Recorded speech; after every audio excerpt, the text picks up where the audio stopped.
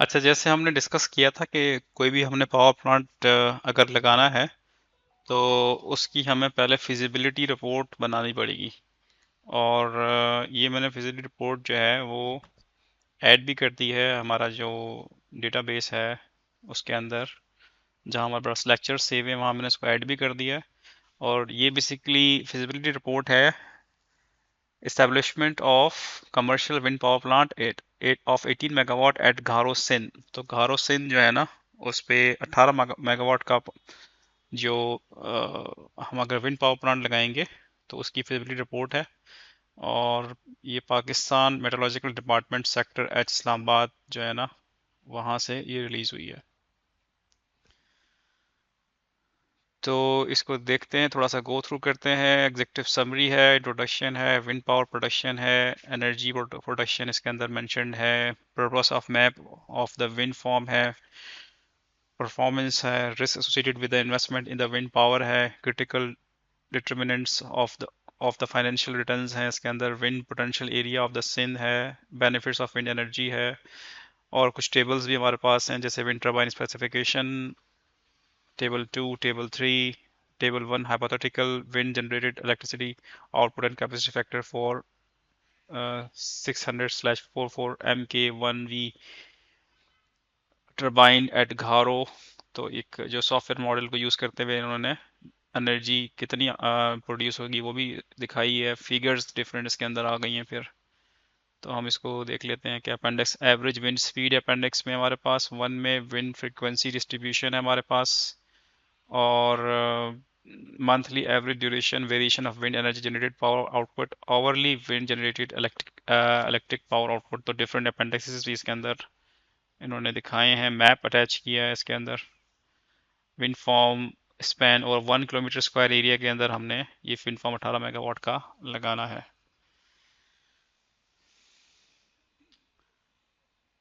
तो ये जो रिपोर्ट है ये पाकिस्तान मेट्रोलॉजिकल डिपार्टमेंट ने कंडक्ट की है, detail wind power potential survey of a coastal area of Pakistan, and ministry of science and technology has provided required funding for this purpose. तो मेट्रोलॉजिकल डिपार्टमेंट पाकिस्तान का जो है उसने ये एक स्टडी की है कि 18 मेगावाट का पावर प्लांट की फिजिबिलिटी लगा के देखिए कि वो क्या होगी और उसकी kind of per unit cost और इन्वेस्टमेंट वगैरह कितनी होंगी, वो सारी देखा कि इज इट फिजिबल और नॉट। मिसाल के तौर पे अगर किसी जगह पे हम विंड पावर प्लांट लगा रहे हैं और उसकी पर यूनिट कॉस्ट जो है वो थर्मल से भी ज़्यादा आ रही है, तो obviously that's not feasible from the cost point of view. This study has enabled us to identify potential areas of economical feasibility. Wind can establish one interesting aspect of studies. Contrary to the general impression, Sindh coastal areas have greater wind potential than Balochistan coastal areas. Okay, कि जो हमारे पास सिंध के जो coastal areas हैं उनमें wind potential Balochistan के coastal area से ज़्यादा है। Potential areas covering 9,700 square metre in Sindh has been shown in map 2 at page 12. The gross wind potential of this area is 4,043,000 megawatts। अब जो हमारे पास लोकल इन्वेस्टमेंट्स करना चाहते हैं उनके लिए ये फिजिबिलिटी रिपोर्ट जो है ना वो बहुत यूजफुल रहेगी। Keeping in view the area utilization constant, exploitable electric power generation potential of this area is estimated to be above 11,000 megawatts. अच्छा, अब 18 मेगावाट की है हमने विंड स्टडी। ठीक है, the cost of the project estimated to be about 850 million rupees इन्होंने cost calculate की है। पे बैक पीरियड जो है वो 7 to 8 ईयर्स है, जो कि ज़्यादा है वैसे तो। ठीक है, the levelised cost of generation is estimated at 2.9 kilowatt hour rupees. Okay, तो यानी कि इतने पैसों में ही आपकी आरओआई अचीव हो जाएगा 7 to 8 ईयर्स में। तो profitability analysis of the propose 8 megawatt plant is also prepared and included in this report.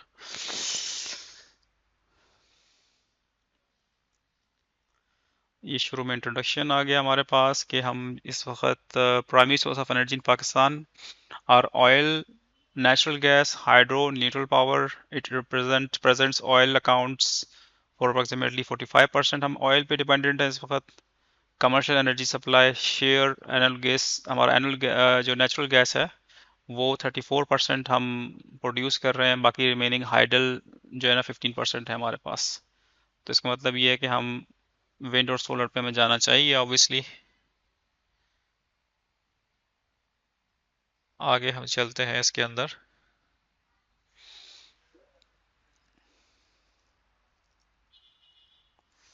Using measured wind data, annual gross energy production by 18 megawatt wind farm consisting of 3600 kilowatt या 0.6 megawatt turbines will be 45 million kWh हम annually produce करेंगे। ठीक है, तो ये जब पूरा आप फिजिबिलिटी बना रहे हैं तो इसमें ये सब चीज़ें आपके पास इसी रिपोर्ट में आ जाएंगी। Taking into the account the wind turbine availability, net losses जो हम लोग डिस्कस कर चुके हैं, जो हमारे पास टर्बाइन की अवेलेबिलिटी कितनी है, नेट लॉसेस हम जो कर रहे हैं इलेक्ट्रिकल से वो कितने हैं, wake effects in the wind farm, the net annual energy production is estimated to 31 million kWh per year. तो लॉसेस वगैरह निकाल के हम आ गए 31 million kWh units, 31 million units जो कि बहुत ज़्यादा हैं obviously, corresponding to the capacity factor of 28%। तो हम अब ये स्टडी कर सकते हैं, अभी हमने जितना पढ़ा है कि भाई कैपेसिटी फैक्टर जो टोटल प्लांट की कैपेसिटी उसका 28% हम यूटिलाइज कर सकेंगे। The total investment will be rupees 850 million and payback will be 7 to 8 years. The capital cost of wind turbine ranges rupees 4 to 5 crore per megawatt. This gives a levelized cost of energy generation in the range of, ये बहुत कम है वैसे, 2.5 to 3 per units. Okay. There are two terms to describe basic production efficiency and the capacitor factor. तो अब ये जो चीज़ें हैं ये हम पढ़ते हुए आए हैं, कैपेसिटी क्या होती है और एफिशिएंसी क्या होती है ये हमने देख लिया है। कैपेसिटी फैक्टर हमें पता है कि भाई क्या चीज़ है, ये सारी थ्योरीज इसके अंदर बताई गई हैं। एनर्जी प्रोडक्शन पे आप आ जाएं तो ये इन्होंने विंड टर्बाइन की एनर्जी प्रोडक्शन कैलकुलेट की है। Wind energy generated electric power at Gharo has been estimated by using 600 kilowatt turbine. This cut in wind speed of the turbine is 3 metres per second. ठीक है जी, हमने जो पढ़ा था कट इन स्पीड 3 to 5 होती है, छोटे टर्बाइंस की कम होती है। जैसे हमने देखा तो छोटे छोटे जो टर्बाइंस हैं उनके अंदर जनरेटर्स छोटे साइज़ के होते हैं तो ऑब्वियसली लाइट वेट होते हैं, तो कट इन स्पीड कम होती है, इसकी 3 मीटर्स पर सेकेंड है and cut out speed is 25 metres per second. तो जैसे हमने बताया था कि मोस्टली जो जितने भी टर्बाइन है वो 25 metres per second cut out पे डिज़ाइन किए जाते हैं by thumb rule. Rotor diameter 44 meters, hub height has been taken as 50 meters. The monthly annual wind generated electric power output at Gharo along with the capacity factor given in table 1. The month wise hourly wind power output is given in the appendix 1. तो इस तरीके से इन्होंने per month जो है पूरी calculations यहाँ कर दी हैं। जनवरी में आपकी कैपेसिटी फैक्टर है 13% है, ठीक है जी, क्योंकि हवा नहीं चलती इतनी जनवरी के अंदर, विंड कम फॉर्म्स होती हैं, विंड की स्पीड कम होती है, तो इसीलिए जो आप यूनिट्स प्रोड्यूस कर रहे हैं 57,745 यूनिट्स अप्रोक्सीमेटली आप प्रोड्यूस करेंगे। फरवरी में 16% कैपेसिटी फैक्टर है तो ये गोना प्रोड्यूस 65,384 यूनिट्स। सिमिलरली सबसे ज़्यादा आप देखें यू आर प्रोड्यूसिंग सबसे ज़्यादा इन जुलाई 68%, और उसके बाद आप ये मई जून जुलाई आपका पीक टाइम है बेसिकली, और उसके बाद फिर सितंबर भी इसके अंदर दिखा रहा है कि भाई ये, और अक्टूबर नवंबर दिसंबर ये कह सकते हैं कि यहाँ आपकी विंड बहुत कम है। तो इंडिविजुअल कैपेसिटी फैक्टर हमने कैलकुलेट किया हर मंथ का, हर मंथ के KWH हमने कैलकुलेट किए, फिर उसके बाद हमने कैपेसिटी फैक्टर पूरे प्लांट का कैलकुलेट कर लिया which is coming up to 28%। अच्छा, फिर आप यहाँ आ जाएं तो आपके पास विंड टर्बाइन की स्पेसिफिकेशन आ गई। तो पावर कर्व आपको ऑब्वियसली इससे निकालनी होगी। पावर कर्व की बेसिस के ऊपर आप जितने यूनिट्स प्रोड्यूस हो रहे हैं, पहले आपने विंड का डेटा कलेक्ट किया, विंड एनर्जी का, फिर पावर कर्व उसका एनालिसिस किया, फिर आपने पावर कर्व उसमें इंपोर्ट की, और पावर कर्व की बेसिस पे आपने देखा कि आप कितनी एनर्जी प्रोड्यूस कर सकते हैं। तो ये बेसिकली 0.6 मेगावाट का टर्बाइन है, छोटा टर्बाइन है। Bonus 640 MK4। इसकी कट इन स्पीड आप देखें तो है 3 metres per second, cut out speed इसकी है 25 मीटर्स पर सेकेंड पे ये कट आउट हो जाएगा। रोटर डायमीटर 44 और हब हाइट इसकी 50, जैसे हम पहले भी देख चुके हैं। ओके, अच्छा, अब प्लांट कैपेसिटी, ये एक इंडिविजुअल टरबाइन का आपके पास डेटा आ गया। अब पूरे प्लांट का डेटा हम यहाँ प्रेजेंट कर रहे हैं। टोटल नंबर ऑफ टरबाइंस हम लगा रहे हैं 30 और प्लांट कैपेसिटी हम कर रहे हैं 18 megawatt is the install capacity. Plant factor estimate 30%, life time is 20 years, weight of heaviest part is 20 tons, weight of the tower is 20 to 30 tons। अच्छा, यहाँ जो प्लांट फैक्टर है वो सेम एज कैपेसिटी फैक्टर जो हम discuss कर रहे थे 28% और approximation they have shown as estimated 30% value. Life इसकी 20 ईयर्स है। प्लस आप देखें हैवीएस्ट पार्ट जो है इसका वो 20 टन का है। जो इसका जो हैवीएस्ट पार्ट है मोस्टली वो आपके टावर्स ही होते हैं और टावर्स बेसिकली टू पीसीज में मोस्टली बनाए जाते हैं। तो ये हैवी स्पास देने का मकसद ये होता है कि आप ऑब्वियसली आपके पास किस साइज़ की क्रेन चाहिए होगी, आपको जो हैवी पार्ट्स है वो आपको ट्रांसपोर्ट भी करना है, वो लेके भी जाना है। तो ये one of the important point है। तो नॉर्मली टावर्स होते हैं, टावर्स फिर हम दो पार्ट्स में शो करते हैं। Weight of tower is 20 to 30 tons. तो इसका मतलब ये कि जो टावर है वो आपका टू पीसीज में आ रहा है, उसका एक पीस जो है ना वो 20 है, रिमेनिंग जो है ना वो लेस देन 10 और इक्वल टू 10 जो है ना उसकी उसकी कैपेसिटी है। अच्छा, using the manufacture measurement of wind data and annual energy production by 18 megawatt farm consisting of 3600 kilowatt turbines is about 45 million units, वो हमने कैलकुलेट किया है। और हमने जो इसका कैपेसिटी फैक्टर है, अच्छा उसके बाद हमने जो लॉसेस माइनस किए हैं उसके बाद हमारे पास आ गया 31 मिलियन KWH पर ईयर हमारे पास यूनिट्स जनरेट होंगे, 31 मिलियन इलेक्ट्रिकल यूनिट्स। उसके बाद कैपेसिटी फैक्टर 28% आ गया।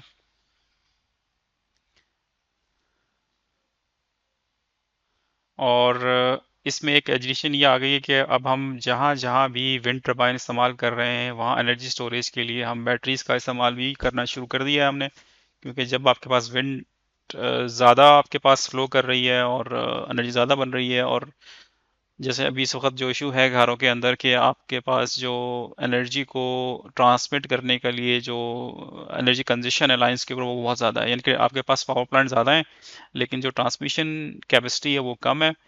तो पावर कंजेशन हो जाता है ट्रांसमिशन लाइंस के ऊपर, और वो जो एक्स्ट्रा पावर है या तो आप उसको कंटेनमेंट करना शुरू कर दें, कंटेल करें। आपके पास अगर 15 पावर प्लांट्स हैं तो जिसमें जिसका यूनिट सबसे ज़्यादा एक्सपेंसिव है, शुरू के जो पावर प्लांट्स लगे हैं उनके यूनिट की जो परसेंट कॉस्ट है वो काफ़ी ज़्यादा है compare to the latter power plants जो स्पेशली अब हाइड्रो चाइना ने अभी लगाए हैं 10 से 12 50 मेगावाट के पावर प्लांट्स इन्होंने सीरीज में लगाए हुए हैं। तो उनकी कॉस्ट कम है, तो उनको आप कर्टेल करेंगे जिनकी कॉस्ट ज़्यादा है, या फिर आप एनर्जी स्टोरेज जो सिस्टम है उसके अंदर इनको स्टोर करेंगे। अच्छा, अब ये बेसिकली विंड जो है ना उसकी डिटेल आ गई कि आपने टर्बाइंस कैसे लगाने हैं। अच्छा, ये एक हाई लेवल जो हमने पढ़ा था किस तरह से मैप बनता है, तो उन्होंने हाई लेवल मैप बेसिकली बना लिया है। और इन्होंने tower to tower 1 square kilometre में ये लगा रहे हैं टोटल 30 टावर्स, और 1% ऑफ द लैंड एरिया ये ऑक्यूपाई कर रहे हैं in as per this feasibility studies. Plus ये अलाउ कर रहे हैं इस फिजिबिलिटी स्टडीज में कि जो रिमेनिंग एरिया है वो फार्मिंग उसमें आप कर सकते हैं, एग्रीकल्चर या फार्मिंग आप उसमें कर सकते हैं। तो बेसिकली ये मैप है जो प्रोड्यूस किया गया है। तो आपने टोटल जो एरिया है वो 1 किलोमीटर है इसका, और जो टावर टू टावर डिस्टेंस है वो 200 मीटर है, हॉरिजॉन्टल और वर्टिकल 150 मीटर इन्होंने रखा है इसके अंदर।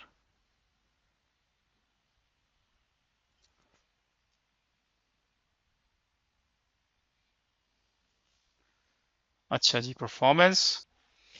परफॉर्मेंस इसकी ये है कि जो पाकिस्तान के अंदर विंड, हमने जो विंड एटलस पे देखा था वो बहुत ज़्यादा हैवी या हाई स्पीड विंड्स नहीं है as compare to other part of the world. हमारे पास कुछ गारों के अंदर और कुछ बलूचिस्तान में विंड्स स्ट्रॉन्ग है, लेकिन जो उतनी स्ट्रॉन्ग नहीं है। तो कैपेसिटी फैक्टर पाकिस्तान में यूजुअली 25 to 30% हमें मिल रहा होता है, प्लांट फैक्टर या कैपेसिटी फैक्टर।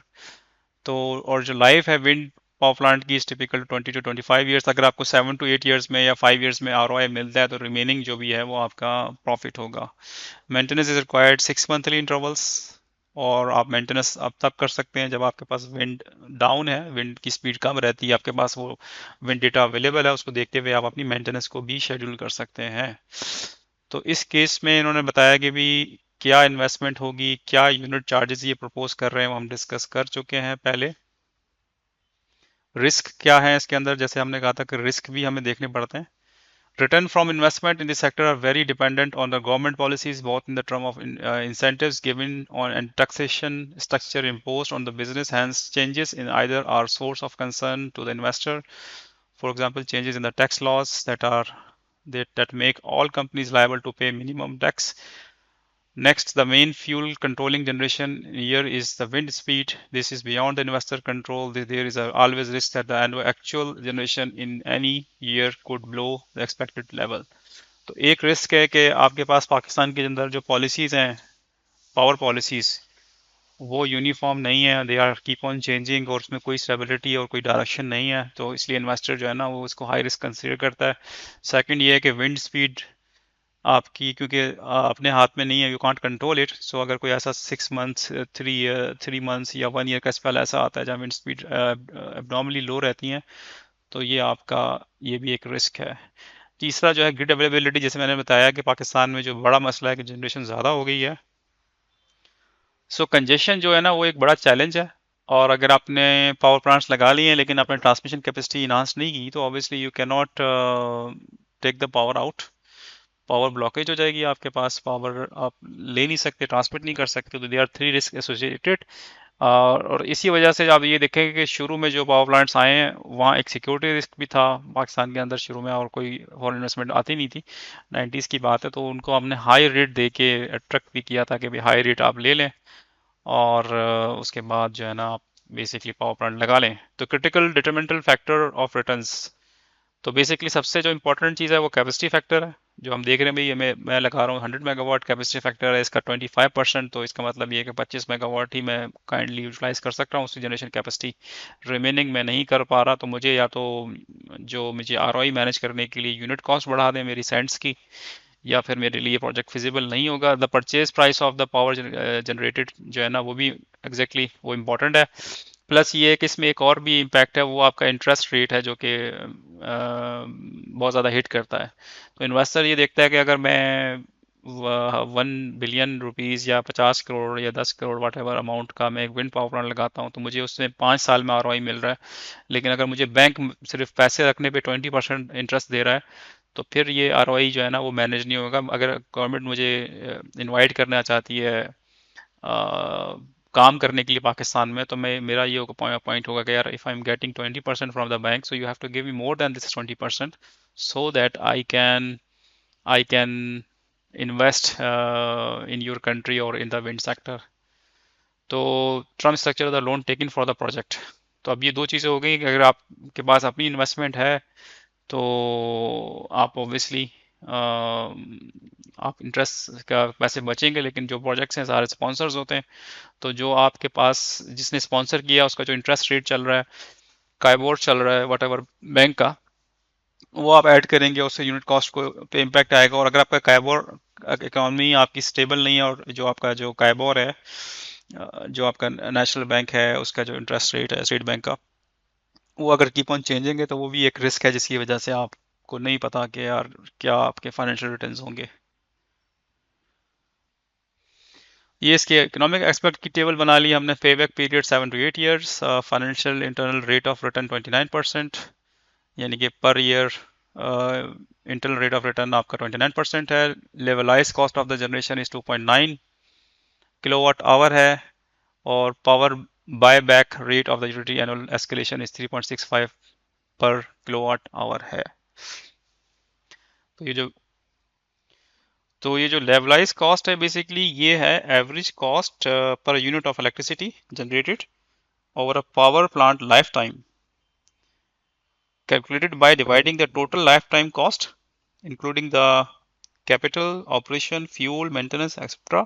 जो टोटल लाइफ टाइम में आपके खर्चे आ रहे हैं, ऑपरेशनल, मेंटेनेंस, ट्रांसपोर्टेशन, फ्यूल, तमाम चीज़ों को मिला के जो कॉस्ट आ रही है उसको आप डिवाइड करते हैं total life time energy production से, और उसके बाद आपकी यानी कि ये लाइफ टाइम में जो आपने जितने भी यूनिट्स जनरेट किए हैं, जितना भी खर्चा किया है, अगर आप सब चीज़ें शामिल कर लें तो मेंटेनेंस वगैरह हर चीज़, तो आपको 2.9 रुपीज़ पर किलोवाट आवर पड़ेगा ये पूरे लाइफ टाइम के अंदर, जो कि है 7 to 8 ईयर्स, जो कि है 30 ईयर्स, 20 ईयर्स लाइफ टाइम है इसका।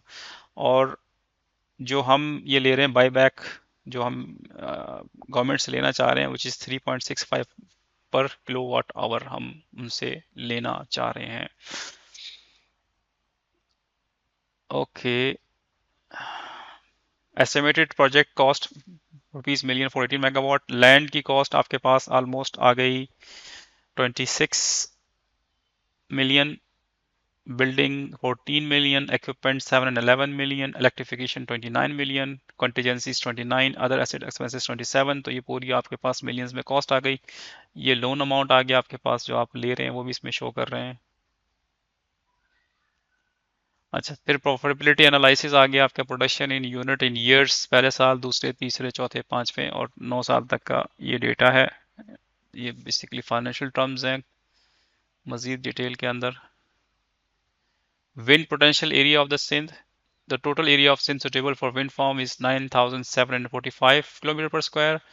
Average capacity factor of area in Sindh is 25%, से ज़्यादा capacity factor मिलना मुश्किल है। Wind power potential of 18 megawatt wind farm of 1 km capacity factor is 25%, यानी 18 मेगावाट आप लगाएंगे तो 4.5 मेगावाट्स जो है ना वो आप इसकी यूटिलाइज कर सकते हैं capacity. Gross potential of area of corresponding to 25% capacity factor is 4.5 into 9749। तो जो टोटल हमारे पास सिंध है उसके अंदर ये जो एरिया दिखा रहे हैं, ये एरिया सुटेबल है विंड के लिए, और इसका कैपेसिटी, एवरेज कैपेसिटी फैक्टर है 25%। और अगर आप इसमें विंड टर्बाइंस लगा दें इस एरिया में, तो आप ये कैपेसिटी 43,000 तक आप जो है ना एनर्जी प्रोड्यूस कर सकेंगे with the capacity factor of 25%। Okay, और इसमें आप जैसे हर जगह नहीं लगा सकते, बिल्डिंग्स हैं, सुटेबल जो एरिया है जो इस फैसिलिटी रिपोर्ट में पॉइंट आउट किया गया है वो है कि आप एटलीस्ट 25% ऑफ द एरिया में अगर लगाएं, जो लगा सकते हैं, तो 11,000 मेगावाट्स यानी 11 गीगावाट्स जनरेशन यहाँ से ले सकते हैं। ये फिर हमारे पास एक फिगर आ गई है जिसमें हम ये कह रहे हैं कि gross wind power potential megawatts per kilometre square of different cities in the Sindh. तो कितने आप किलोमीटर स्क्वायर में कितने मेगावाट्स प्रोड्यूस करने की कैपेसिटी है। तो चहार जमाली के अंदर 4 मेगावाट 1 किलोमीटर पे आप प्रोड्यूस कर सकते हैं। घारो में बड़ी अच्छी कैपेसिटी है, almost near to 5 megawatts 1 kilometre के स्क्वायर में आप प्रोड्यूस कर सकते हैं।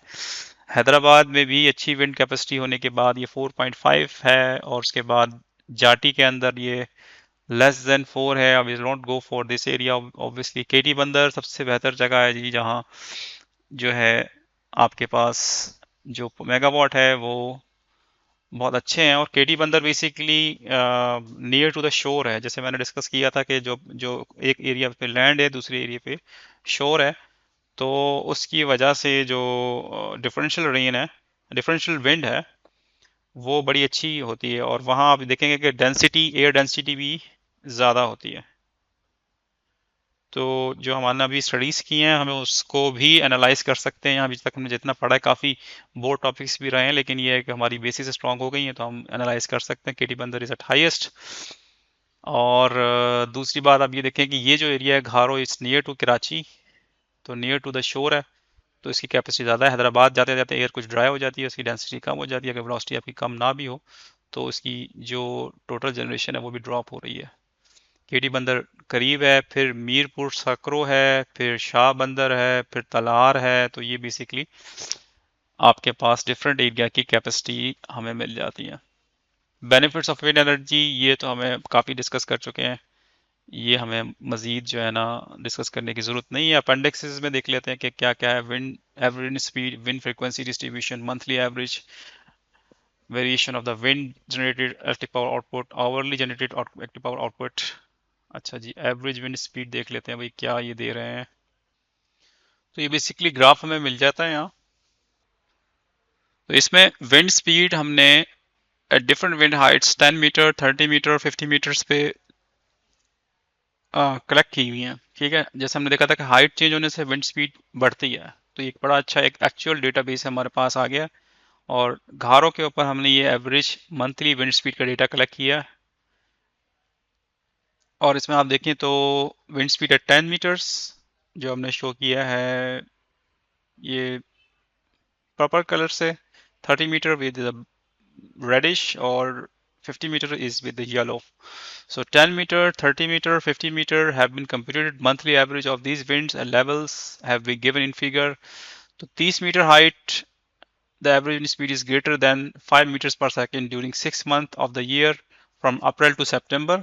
तो अगर 30 मीटर हाइट पे आप जाएं तो मोस्टली आपकी जो विंड स्पीड है that is greater than 5 metres per second during 6 month of the year. 6 महीने 5 मीटर पर सेकेंड से ऊपर रहती है 30 मीटर पर अगर आप जाते हैं। तो यहाँ आप देखेंगे अगर ये आप 10 मीटर पे इंस्टॉल करते हैं तो ये कर्टन स्पीड के नीचे है, कोई फ़ायदा नहीं है, आप जनरेशन जनवरी में नहीं ले पाएंगे। अगर आप 10 मीटर पे लगाते हैं अपना रोटर टावर, और यहाँ भी नहीं ले पाएंगे, यहाँ भी नहीं ले पाएंगे, तो आप ये देखेंगे आपके पास जनरेशन जो है ना वो नहीं आएगी। जनवरी, फरवरी, मार्च, अप्रैल में शायद थोड़ी सी आए, मई में आपके पास आना शुरू होगी at 10 metre height if you have want to install the turbine with the 10 metre. तो इस तरीके से आप देख सकते हैं भाई रोटर रोटर जो आपका टावर है उसकी हाइट क्या लेनी चाहिए। Based on this you can have some idea कि आपने टावर की हाइट क्या लेनी है। सिमिलरली आप ये देखें कि जी 30 मीटर हाइट पे average speed is greater than 5 metre per second during 6 month of the year from April to September.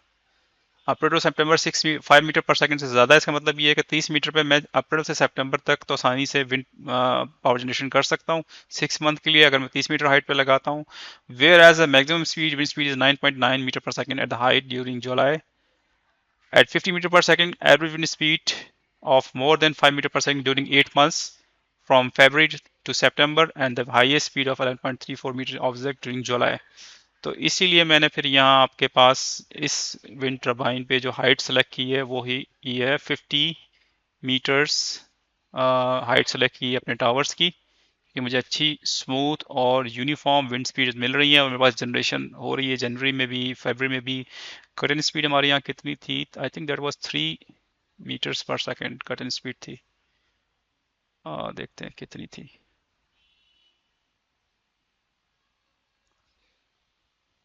तो कटन कटन स्पीड जो स्पीड है वो 3 मीटर पर सेकेंड है। तो इसका मतलब ये कि अगर 50 मीटर का टावर लगा रहा हूँ तो मेरे पास अच्छी जनरेशन मिलेगी पूरा साल मुझे। तो हाँ, ये मुझे पूरा साल ही जनरेशन मिलेगी अगर मैं 50 मीटर हाइट का टावर चूज कर लेता हूँ, और मेरे पास कैपेसिटी भी अच्छी बनेगी। अच्छा, नेक्स्ट जो ग्राफ है हमारे पास वो भी इंटरेस्टिंग है, दैट्स विंड फ्रीक्वेंसी डिस्ट्रीब्यूशन, कि भाई आपकी कितनी विंड कितने घंटे तक चल रही है, ये हमें इन्फॉर्मेशन मिलना शुरू हो जाएगी कि आपके पास कितने घंटे तक कितनी चल रही है।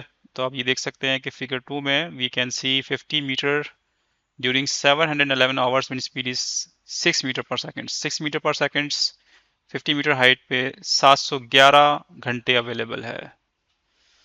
50 मीटर हाइट्स पे 6 मीटर पर सेकेंड आप ये देखें तो अवेलेबल है 711 घंटे।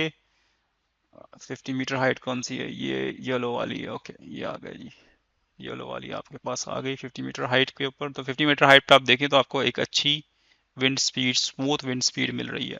9 की विंड स्पीड आपको मिल रही है for almost 9 metres per second. समझ लें कि 700 आवर्स आपको मिल रहे हैं।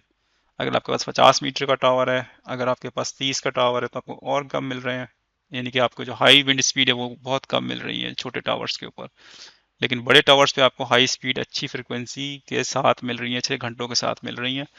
और आप ये देखें कि 13 मीटर पर सेकेंड की कोई भी विंड स्पीड जो है ना आपको 10 मीटर हाइट पे नहीं मिल रही है, और 13 मीटर पर सेकेंड पे आपको जो विंड स्पीड है वो ऑलमोस्ट 400 आवर्स तक मिलेगी।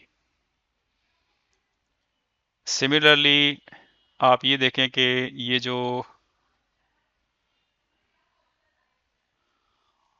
आप ये देखें कि ये जो आपकी 1 मीटर पर सेकेंड की स्पीड है वो सबसे ज़्यादा आपको मिल रही है। इस पे बेसिकली हमारे कटनी स्पीड से कम है तो हम यहाँ जनरेशन नहीं कर रहे। 2 भी पे भी जनरेशन नहीं कर रहे, ग्रेटर देन 3 पे हम जनरेशन कर रहे हैं। तो ये हम देख सकते हैं कि ये भी 500 आवर्स आपको मिल रहे हैं। तो ओवरऑल आपको जो अच्छे आवर्स हैं वो 50 मीटर हाइट्स पे अच्छे मिल रहे हैं। अच्छा, सेम फिर ये जो आपके पास फ्रीक्वेंसी डिस्ट्रीब्यूशन है वो परसेंटेज के अंदर भी आप देख सकते हैं कि ये शो की गई है। तो basically 12% of the time 8 metre per second रहा है। 50 मीटर हाइट के ऊपर हम भी देख सकते हैं कि 12% जो है हमारे पास 7 metre per second 12% 8 metre per second 9% is 9 metre per second, whereas 30 metre height we are getting 16% of the time.